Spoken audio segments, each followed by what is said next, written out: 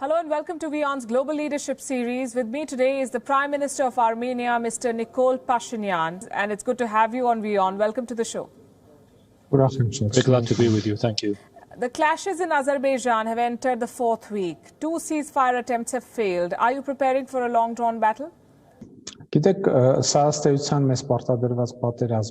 This is a war which was imposed upon us in the context of the ceasefire agreement. Armenia has been honoring her commitments. It is Azerbaijan which fails to honor its commitments, and this has reasons. The problem is that currently, in the war against Nagorno-Karabakh, we see not only Azerbaijan, but also Turkey involved, and as well as mercenaries and terrorists brought to the conflict zone by Turkey.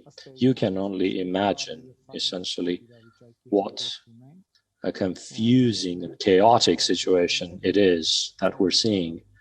We also have information about armed fighters from Pakistan taking part in the war against Nagorno-Karabakh. And perhaps the multi-layered nature of this situation is one reason why we cannot achieve stabilization. As to the Armenians in Nagorno-Karabakh, they have no choice in this situation but to use all possible means to the very end to defend themselves, as long as there is no diplomatic solution, until the time when diplomatic solution of the issue can be provided. In an address to the nation, you said, and I'm quoting, the Karabakh issue, at least at this stage, has no diplomatic solution. What then is the solution? To solve this issue, we need mutual concessions.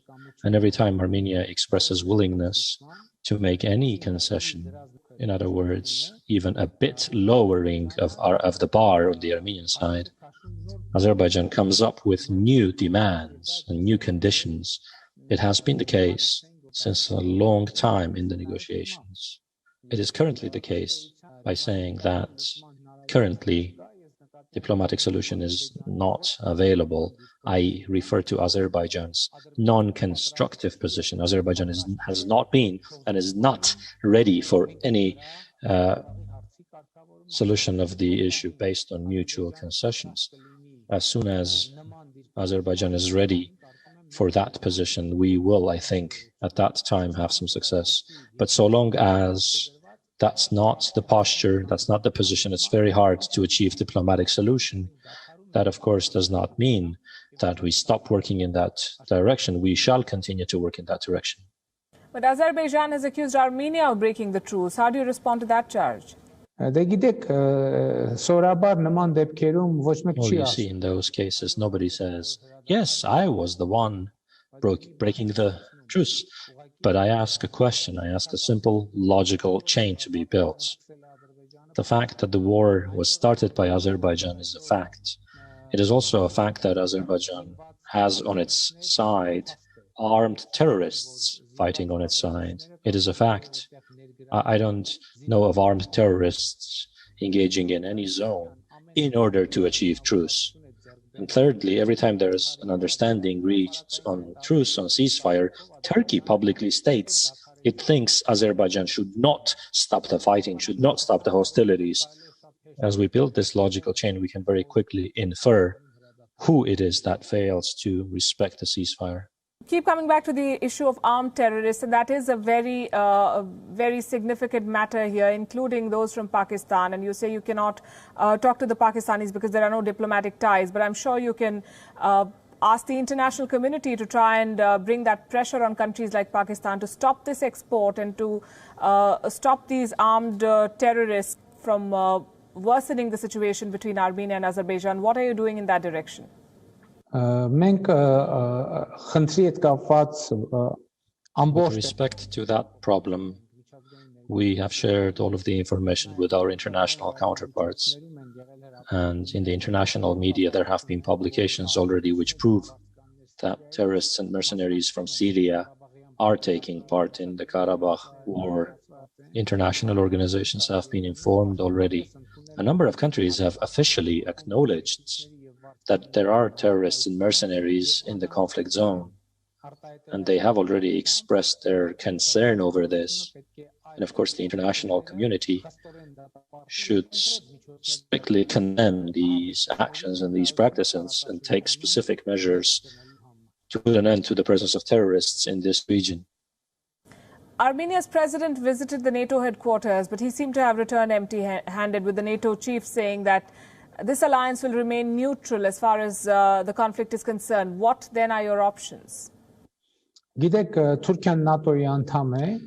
Turkey is a member of NATO, and I think that the actions which Turkey is now taking in the war against Nagorno-Karabakh impose a certain responsibility on NATO as well. Today, the International Human Rights Watch has stated that Azerbaijan is using prohibited ammunitions, cluster bombs, in the Karabakh conflict zone, and these are grave violations of international law. And when a member state of NATO is engaged, when a member state of NATO is transporting mercenaries and terrorists to the conflict zone to start a war against Nagorno-Karabakh, then NATO has direct responsibility. NATO must answer these questions. After all, how it feels about one of its member states recruiting terrorists and mercenaries and transporting them to a conflict zone, and secondly, taking part in a process in which prohibited weapons are being used, rocket shelling civilian population. Would you say that multilateral organizations and alliances like the NATO and the United Nations seem to fail in situations like these? You see, this is an ongoing problem for quite some time now, and experience has shown that those operations are not necessarily effective, and these types of organizations very often do not have sufficient leverage to impact the situation. That's why we think that in this situation, one possible way out could be the deployment of Russian peacekeeping troops in the conflict zone. And we think the international community, namely the OSCE, Minsk Group co-chair countries, should support and encourage so that the Russian peacekeeping troops are deployed in the conflict zone. Because otherwise, we will not see any specific action to prevent or stop this humanitarian crisis.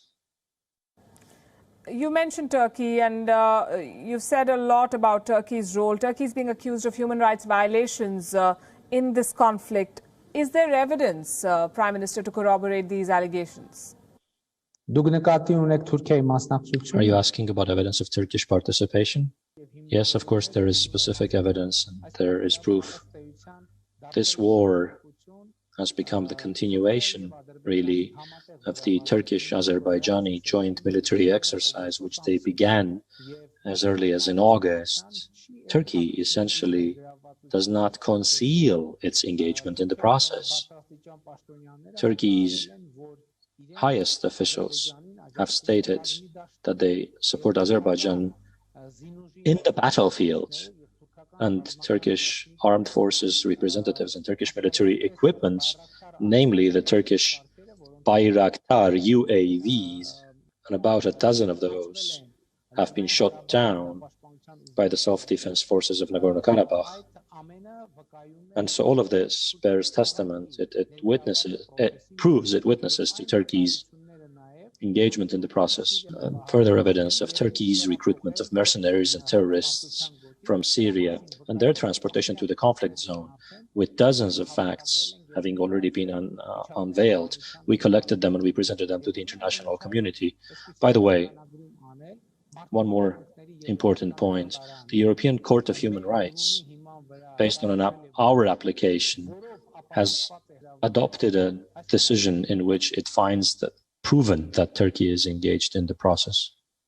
So Pakistani terrorists are fighting. Turkey is sending Syrian proxies to fight on behalf of Azerbaijan. Turkey's vice president Fuat Oktay has now said that Ankara will not hesitate to send soldiers and provide military support for Azerbaijan if such a request is made. Is Armenia prepared to counter the Turkish forces if they openly join this conflict? In practice, they are already engaged, and the defense army of Nagorno-Karabakh to this point has withstood those forces. But this war, as I said, is imposed on the people of Nagorno-Karabakh, and they have no choice other than to defend their lives and their rights, up to the point when the international community undertakes specific measures to put an end to this war and to this violence. In a previous interview, you've said, and I'm quoting, Armenians in Nagorno-Karabakh are facing an existential threat. You've compared President Erdogan to Hitler. You've accused him of engaging in a genocide. But the global community has not recognized your position on Nagorno-Karabakh. How do you then plan to take your case forward? I think that what is happening in Nagorno-Karabakh and Turkey's presence are a continuation of Turkey's genocidal policy towards the Armenians. You know that in 1915, in Ottoman Turkey, genocide of the Armenians was carried out. Many countries of the world have officially recognized the genocide. As a result of that genocide, there was ethnic cleansing on very large territories. And it is now my assessment that 100 years later, Turkey has returned to the South Caucasus to continue the genocidal policy against the Armenians. And this pursues a very concrete, pragmatic objective in that the Armenians in the South Caucasus are the last obstacle to Turkey's imperialistic policies to the southeast and to the southeast to be continued. And in this context, indeed, the people of Nagorno-Karabakh are facing an existential threat. And we think that in this context, the best and most pragmatic solution of the problem would be remedial cessation for salvation and for provision of the security of the Armenians in Nagorno-Karabakh. Do you at some point, or do you feel that this is Armenia being caught in a proxy war between Russia and Turkey? No, I could not say that, because Russia is not engaged in this war, and Russia is acting as a co-chair of the OSCE Minsk group. The OSCE Minsk group is the only internationally recognized format in which the Karabakh issue is to be discussed and solved. Russia is indeed Armenia's strategic partner, but it is not engaged in the war. It is engaged as a mediator in the OSCE Minsk group for resolution of the Nagorno-Karabakh issue and for achieving peace and stability in the region. Russia did try to mediate peace. Now, U.S. Secretary of State Mike Pompeo is said to meet the foreign ministers of Armenia and Azerbaijan. So we've had a Russian-led peace initiative, now an American-led effort, two peace processes, and yet no peace. I think that the OSCE Minsk group co-chairs should bring together their efforts for resolving this issue and not act with separate initiatives. And I think it would be correct in this situation for the OSCE Minsk group co-chair countries, which are the United States and France, to support the other co-chair country, Russia, in Russia's peacemaking efforts, and not to try to initiate separate peace processes or peace initiatives. Russia is closer to the region. Russia is present in the region. Russia has more effective tools for specifically influencing this situation. So will you not participate in a US-led peace process if that's what Washington insists on? We do participate, of course. We do participate. And our Minister of Foreign Affairs is already in Washington, is set to meet Secretary of State Mike Pompeo. I just explained our position that the OSCE Minsk group co-chairs should act in the same direction and not in different directions.